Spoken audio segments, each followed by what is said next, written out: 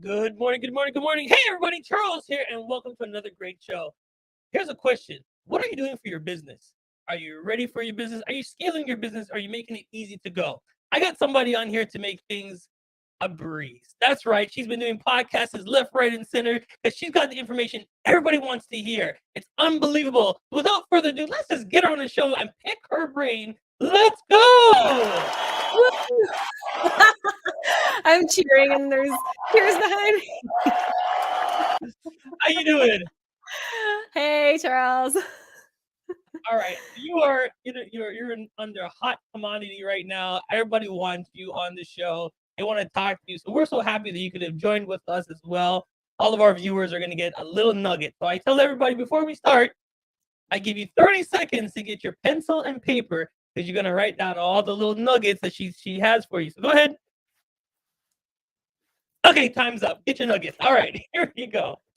So before we get started, tell us a little background. Born and raised, where you're from. Well, so born and raised Detroit, lived all over the United States. I now live in Berlin because it is the Silicon Valley of Europe and also one of the most fun cities, I'd say, on the planet. But I know a lot of people will fight me for that. And I really, as you said, I work with people to help their businesses grow exponentially without their time growing exponentially. In fact, as the business grows exponentially, your time should go down, which is very, very fun. And I do this not just by preaching. I also have done this by practice. I reduced my time exposure at my tech company from 70 hours a week to 10 hours a week. My personal time, of course, the company grew and grew. So I love teaching small business owners how to do this, and I'm definitely ready to give some good downloads to your guests and to your audience today. All right, so I got 3 pencils, 2 pads of paper. Yes, writing utensils. Right now, I've got, the trusty bullet journal here. there you I go. know I'm going to learn something from you too. Because right now, today, I could use this. We could all use this. Like I got like I event this know. week, event next week, and event this weekend, and I feel sometimes that my time is like overblown. I'm like, I got enough. Oh There's yeah. no hours in the day. I need to do more. So, let's backtrack a little bit. Growing up, what was the little girl in you doing? Okay, so I was growing up at the time that some people might remember there was a Beanie Baby fad. Okay. And I was enterprising. I had a sewing machine, and my Uh-huh. neighbor she was ingenuitous, so she would make her own curtains, and she had a whole lot of extra scraps. And so I would take the scraps, and got a little bit of stuffing, and I ran them through my sewing machine, and I went door to door selling Beanie Baby beds for $5. So 10 years old, I was already an entrepreneur, for better or worse. The neighbors But were very nice about it. there you go. So the bug was there early, but Yeah, it was. when did it really expand to something new? Because people, when they get into the entrepreneurship, they're like, they started off and then they see the rocky road and then they just alter off. Yeah. So I think I had a little bit of a cheat code because I started a nonprofit first, and we were Okay. doing disaster relief all over the United States. And so I took technically the hardest road possible in entrepreneurship. But because it was not a business, which is, I have so many things to say about that. That's a myth. But because it wasn't a business, when it came time to start my real business, which again, myths, um, it I didn't carry those challenges with me. I carried the lessons, but I didn't compare them. It seemed like I would be comparing apples to oranges. I started my business, my first official business, a tech company, because I was working for the man, and we got bought out, and we were bought out by somebody who really didn't know what the heck they were doing, and I saw the writing on the wall. I knew I was going to get laid off. There was no way this was going to be sustainable. And I wasn't about to have it. I wasn't about to let somebody control my future and my livelihood just because they didn't know what the heck they were doing. Okay. So I luckily had been quite successful at that company, so I did have a little bit of gumption. And so I started a side hustle, which then, when I was laid off 3 months later, I could fall back on. And I'd love to tell you it was like from 0 to 60 right away. It wasn't. I Right. had to learn some things. So now entrepreneurship, like when I talk to everybody, I'm like, listen, you're doing something great. You should be your own boss. Stride business. I don't know. They're always scared to jump out of what the norm is to become an Oh, entrepreneur. yeah. Can you talk Oh, about? yeah. You hit the nail on the head, Charles, really. When you become an entrepreneur, you are leaving a lot of what our cultural zeitgeist tells us to do. So we're told to go to university, get a job, get married, have a kid, get the white picket fence. Like there's steps you're supposed to do and all kinds of shoulds. And to become an entrepreneur means shirking basically all expectations of you. There's no path forward because nobody's laid the path. Entrepreneurship for our generation is pretty new. I mean, when I started my business, there was no such thing as an entrepreneurial degree at university. And so there's no like step-by-step guide left by our elders. And so absolutely it feels totally freaky. But if you can stomach that and sit with it, the flip side, the beautiful thing is that the whole world is your oyster. No one's telling you what to do and how to do it. Yes, success leaves clues. You can study it. You can look to your predecessors. You can hire coaches, but you get to decide what your life looks like, what your legacy looks like, how much freedom you want, what you want for your children if you're going to have them, where you want to live, what your money does. Like it's the freedom of being an entrepreneur is amazing, but it can be scary because All there's right. no So, constraints. all right. No one's listening. So it's just us. Shh, don't Sure. tell anybody. Give me one time you failed, like you messed up, like entrepreneurs. Like this is the thing I tell everybody. You learn from your mistakes. So what was the one time you went, holy, yeah, that's just Okay. Two come to mind. One is a very sage experience with very good lessons. The TLDR is make sure if you have a business partner, please sign all kinds of documents so they can't pull the rug out from under you. We had uh, a startup that was banging, and our co founder was like, I don't want to do this anymore, and wouldn't sign a damn thing. And we had nothing signed before. And so we had to give up. It sucked. But I'm gonna take this in a right turn because that's a very like pretty mm-hmm. beautiful failure, right? So let's take this other way. I was running a tech company. One of our offerings was website development and management. And with that comes with a beautiful retainer for managing the company's websites and then hosting, right? So that's Mm-hmm. really nice. That's pretty money. Well, I was updating something on the server and I went ahead and deleted all of the websites. Okay. Now, luckily, here's what saved me. One, it was lunchtime. Two, I had backups. Okay. So I had to do some ninja work.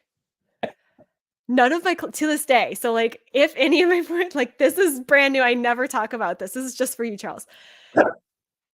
They and several of them still work with I sold that company. Several of them are still clients, so they're gonna have fun with this. Now, I was able to get everything restored and everyone was on lunch. Nobody noticed. But there Mm-hmm. was a moment that I was for sure. I was like, I am losing all my contracts, all my clients, hundreds of $1,000s. I'm like positive I'm about to go bankrupt right in this moment. Like I was sitting at the kitchen counter eating my own damn lunch and I was like, that Okay. might be where I have one gray hair. That might be where that came from. Okay. So you had an auto experience, but then here, what did you learn from that? Always back up your work, damn it. I really do. I tend to go fast. Uh-huh. So my degree is in anthropology. I'm really good at making global connections and pulling things together in my head very fast. Sometimes too fast, if that makes Gotcha. sense. I was going too fast. I had an idea. I knew what I wanted to do. I clicked the wrong button. Right. Mm, I was going to update everything all at once. I was not being methodical. So definitely a lesson was first of all, back up your shit. Second mhm. of all, be a little bit more methodical, even if it seems like you've done this a million times before. Take your time. Just take your time. Yeah. Where's the fire? Yeah.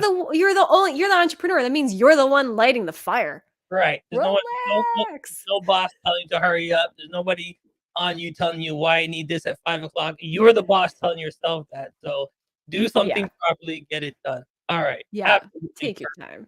So with that said now, how did you figure out this moment in time and how to scale back? How do you Mm. take that gotta go to wait a minute, let's take it easy. Let's do this Mhm. properly. Yeah, yeah. So really for me, like I hit a crash point. I was running too many companies at one time. I had too many initiatives going. I was 3 years into the tech company. Um, I just couldn't get out of bed for a week, and it was the holiday season, so luckily, like, I could cheat and not get out of bed and not do work, and it seemed kind of normal. Um, but I spent a week really considering, am I throwing all of this away? Or and going back to corporate America, which I was loath to do based on, my origin story that I mentioned. Do I throw all my work away? Do I completely shift my identity? Do I give up all of this freedom and income potential? Or do I try one more time to figure it out? Because I knew something had to be missing. I knew it wasn't supposed to feel this way. It couldn't be meant to feel this way.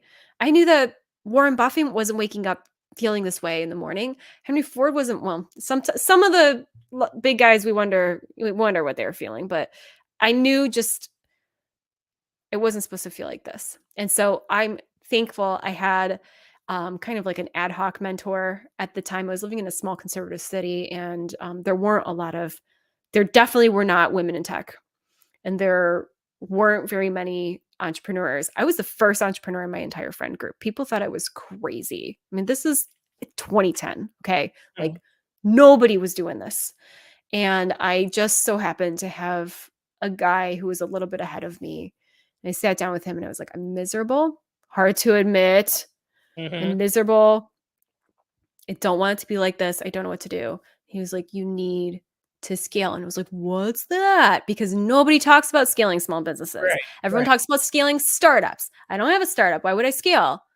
So that was that domino that needed to fall that then created the process of studying scaling and transferring the skills of startup scaling into my small business. That's when everything changed for me.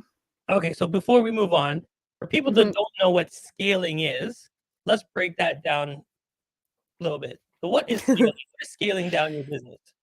So scaling in the simplest terms is structuring your business in a way that allows your business to grow exponentially without your time exposure growing. In fact, scaling properly should reduce your time exposure. There's kind of two, if you think about like the scales of the judiciary, there's always like the lady. I have a little bit of COVID brain fog, by the way. So sorry. But so I'm struggling to describe what's happening in my head. But you've got the scales. You've got scales of justice. Yeah. So if we have on one hand the work that the business does, which Mhm. tends to grow, right? As we take on more clients, this gets heavier. Then you've got the amount of work you've got to do to maintain the company, right? So ideally they're at least equal. But we want this one to grow, right? We want more clients. We want more revenue. We Mhm. want more opportunities. But oftentimes they stay balanced. And so as this one gets heavier, this one gets heavier, and all of a sudden I'm trying to like handle all of these things at once. What should happen with a scaled company is that the work grows, the revenue grows, the opportunities grow, your time goes down. And you can use the principles of scaling towards one or the other. If you're happy with the amount of work you're doing in the company, fine. Let's scale up your revenue without increasing your time. Or if you're happy with your revenue, you're happy with your book of clients, whatever, then let's use the principles of scaling to reduce your time exposure. Then people are gonna say, well, to scale, you have to put more money out because I gotta find more associates. I gotta Startup myths. Startup myths. This okay. is where this is where in the zeitgeist. So what businesses get all the attention? The unicorns. the Right. fancy little startups that got millions of dollars injected into them. So we're hearing about scaling companies through financial injection, not necessary for a small business. So I took everything that I did in my small business, in my tech company, and I formalized it finally into understandable chunks for any small business to take on. And that's why I call the three pillars of business scaling. Mhm. Um, and I start with the free shit. We like to hear the free. There we go. We like to So the hear stuff. so the first pillar of business scaling for small businesses is automation. We automate by taking anything that is repeating in the company, whether it be scheduling, invoicing, you've got people being added to your email list and you've got a series that you want to go out. You have X, Y, and Z needing to happen whenever you sign on a new client, whatever it may be. There's tons of things that you can automate. I mean, you can automate until the cows come home. These days, especially, technology is powerful. Mhm. Um, most tech, most apps these days have free options. For example, Right. Calendly. Love Mhm. Calendly, Right. right? Automate the heck out of your schedule, personalize the heck out of it too, so you don't lose that personal touch. It's free for your first calendar. If you Mhm. go open source, so we're concerned about data protection. The uh, recent conversation I had with someone about this, really concerned about data protection and how do we automate while protecting our data. Go open source. Most open source apps are free.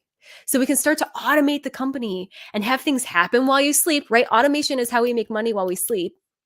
And we can do it mostly for free. And now you have more time in your company. Right. Right. Scaling things down, breaking them down, scaling them back. All Yep. right. Listen, that's nugget number one. But we're going to take a quick break and we're going to have some fun right now. Here we go. It's time for rapid fire. We want to know a little bit more about you, a little bit more about how you scale, what you do, and get to know you a little bit more better. So it's called rapid fire. You're going to give me A, B, C, or D. And those are the questions that I'm going to throw at you. And you can answer them real quick. You can answer them and give a little extra. But remember, you only got 2 minutes on the clock to get through all of them. All right. So Man, which ones do you want? A, B, C, or D? somehow I feel like I want C today. You want D. All right. All right, here we go. We're gonna put 2 minutes on the clock, starting now. What is success to you? Success means having the life that I want. All right, sunset or sunrise? Sunset, What is your favorite color? purple, Chocolate or vanilla? chocolate. What is your Easy one. favorite food? My favorite food is gnocchi, but unfortunately I'm gluten intolerant now, so I'm having trouble with that. What is the first thing you notice about somebody when you meet them? Usually their smile. What is the best fashion advice you've ever got? Keep it simple. What is the one complaint you have gotten that you always want to change? Complaint about me or Or complaint I hear in the world? hear about the world? They, them, they, them, they, them, they, them. Oh, it's never Giving away your power. You're got giving away your power and you are creating divisions that don't exist. okay. How do you start your morning? Stumbling. What scares you?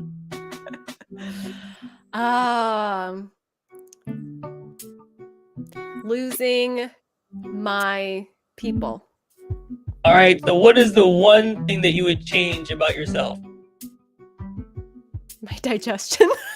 I want to eat gnocchi. Okay. I'm done. You made it through rapid fire. We're going to take a quick break. We're going to be right back. CMJ Entertainment is a one-stop shop. CMJ Entertainment helps people do any type of events, and it's a marketing tool as well. So we'll cover everything from start to finish. If it's a wedding, we'll make sure your wedding is over the top. And if it's an event, we make sure that everybody gets information at the end of the day. Give us a call at 416-414-8964 or online, go to cmjent.com. Yeah.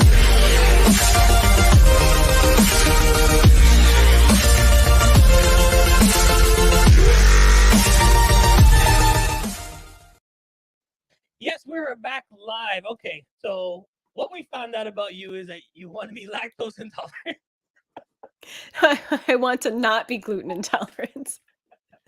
All right, so here we go. Something you said earlier about giving somebody your power. Talk to us about what you said, giving them days. Or how do you give away your power? I actually think we're trained to do it in Western society. So as I said, my degree is in anthropology, which primes me um, to see that there's no one way of doing things, that as many generations and eras of humans, there have been ways to do things. So we're taught that there's one path. And this is where you were saying, Charles, like it feels kind of freaky to become an entrepreneur for some people. If you can get past that, you can start to peel back the veneer and start to see that you have so much more choice available to you in everything. Um, but it does take a sense of self. I wouldn't even say self-confidence. It takes a sense of you and what your boundaries are compared to everyone else's boundaries, right? Like that you are an entity, individual, and unique and valid. In order to be able to then say no to what isn't for you and say yes to what is. When we blame, when we're blaming, we're given a lot of excuses. All right. So our first tip we heard is scale back. There's a lot of free tech out there. Use it to scale back. Number one. All right. Mm-hmm. Number two, let's get your website up here. Hey, big shout out to Bud Kibbe, amazing photographer. There you go. So what is the next thing? We need to learn. There's some free tech out there. We need to use it. All right. Which, I'm a Calendly fan. There's a lot of stuff that I use. You use the first version for free. And then as you like it, then you can grow. Love that advice. Love it, love it, love it. All right. What's next? Yeah.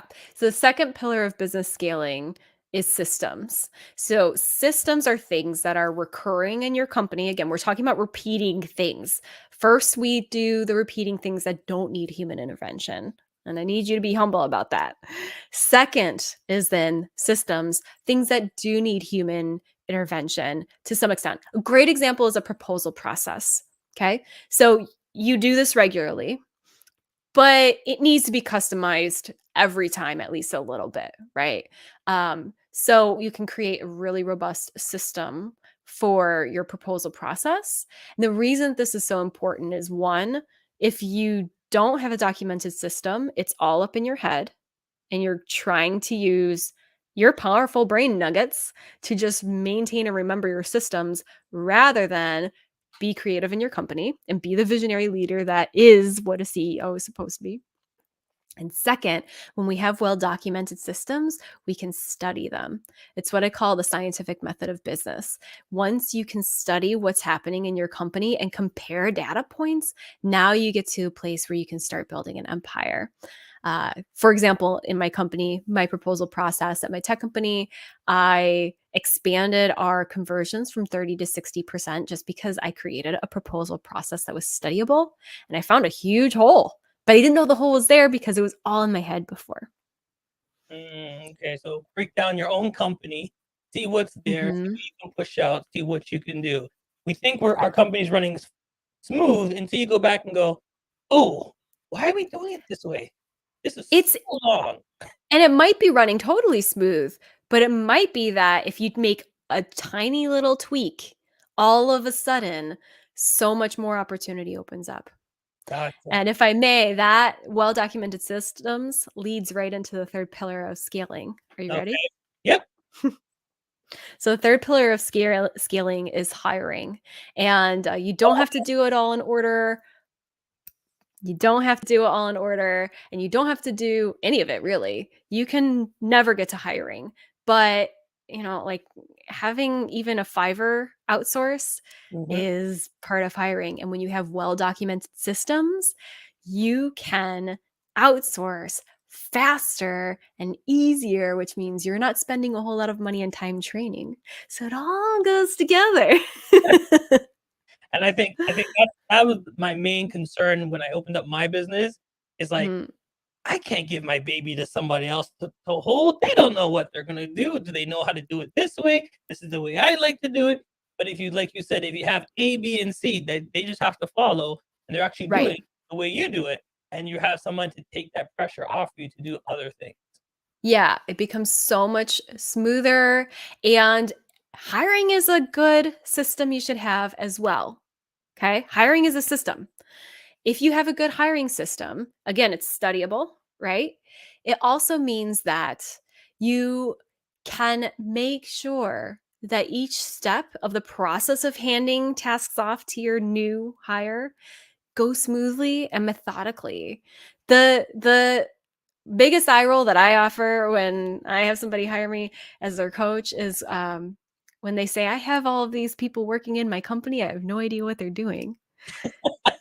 And Okay. it happens way more than you would think because, as you said, a lot of entrepreneurs think that they need to invest time and hire people in order to scale.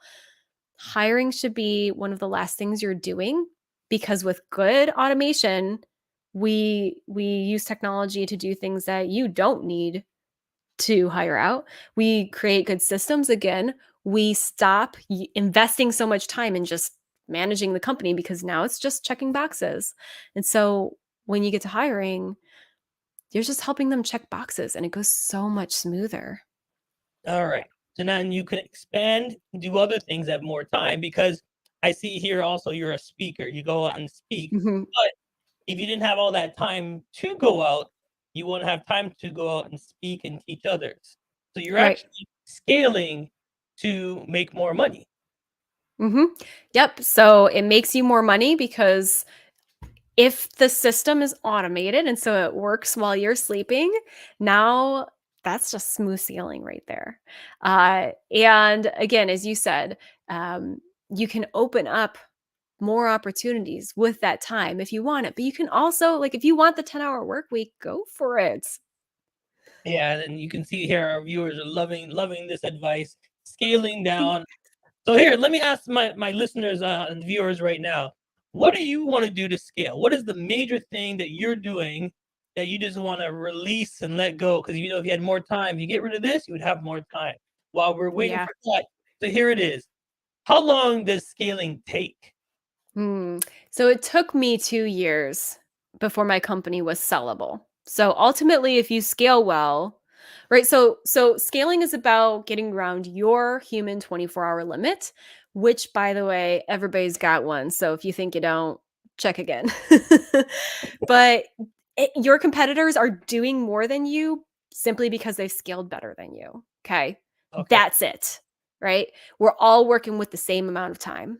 I like that. So Yep. you can reduce your time exposure in the company. In doing so, you actually make your company very sellable. And I chose to sell my tech company because I found that I was doing a lot of coaching when my clients would come along. They weren't ready for website development, SEO management, online marketing. They just weren't ready. So I would teach them how to get ready, which was just straight up coaching. And I also found that a lot of my friends and colleagues saw that they saw what I was doing with my company and they wanted to know, how do I get the 10-hour work week?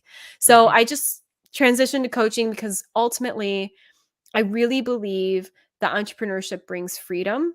Right. And I mean it to the strictest meaning of the word. I'm very out queer woman. When we give people in disenfranchised groups the power over their finances, the power to choose where they live, to say yes or no to clients, all of a sudden, all this freedom opens up. So I really do believe that entrepreneurship is freedom. And I want to give that gift to as many people as possible. And the amount of burnout in small business to me is unconscionable. Yeah, that's the key word, burnout. Yeah, I don't Mhm. like that word, but it does happen a lot. So, Too much. yeah. All right, it's time. Now time for pick 3.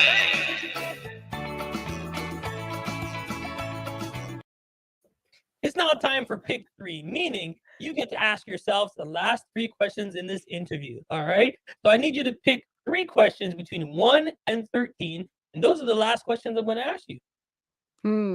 Can we start with 13? Sure, we can. Give me 2 more. 11 and 6. All right, we're going backwards up. Okay.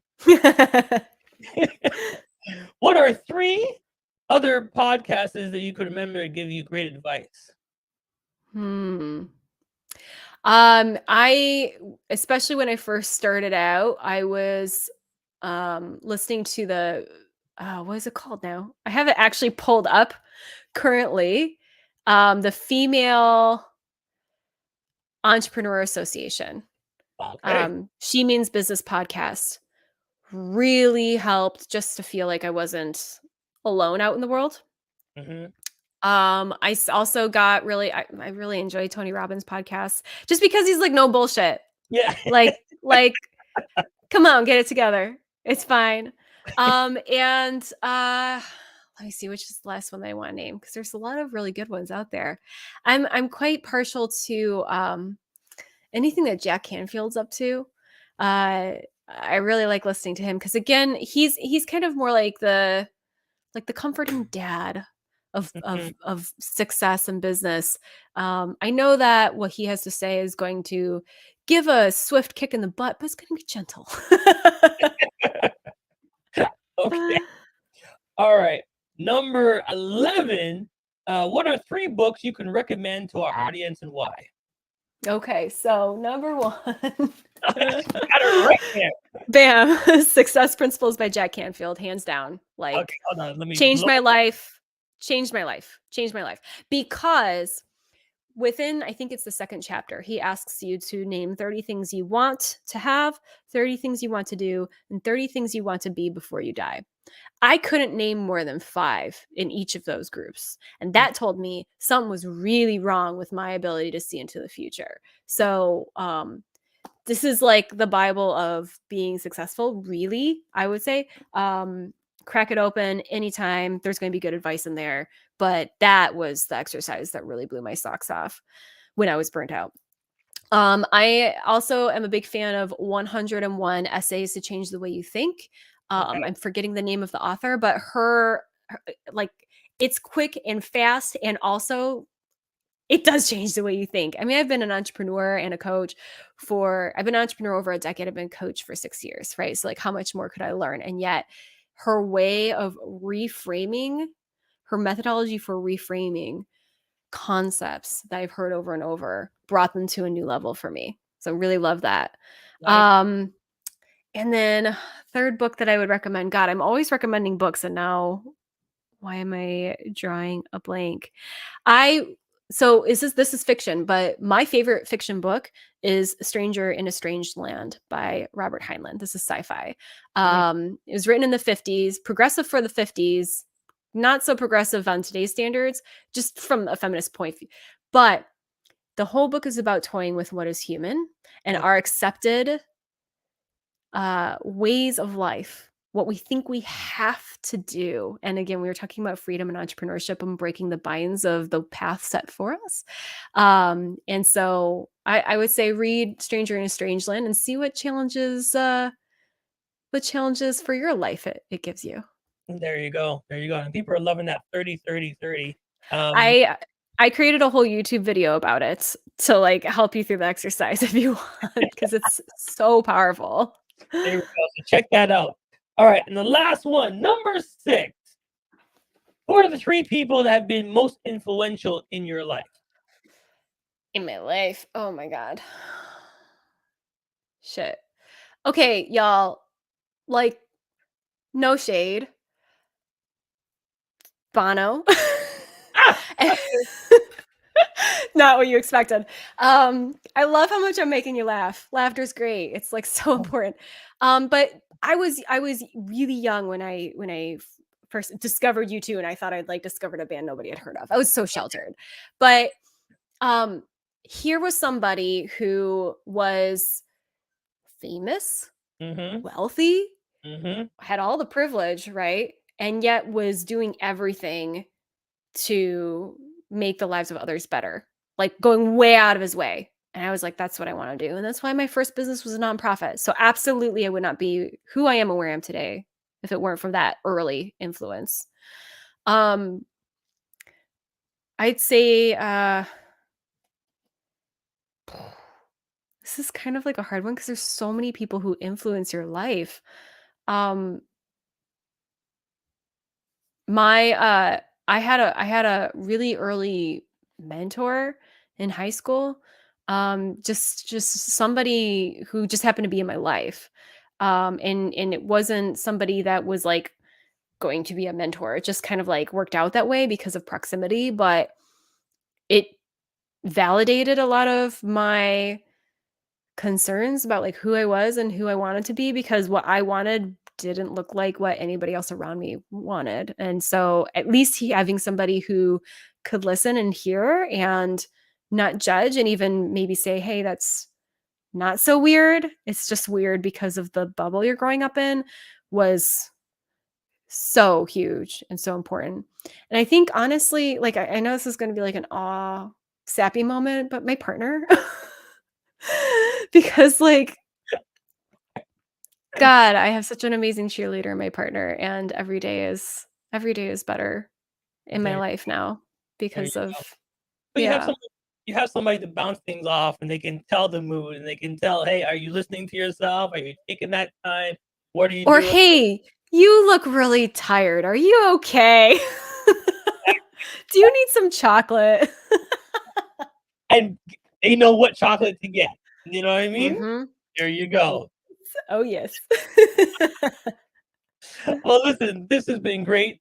If you want more information, I've been popping up the website. I've been popping up the emails. There you go. Go there directly. Get contacted and say, listen, you might not be ready now, but you might be ready soon.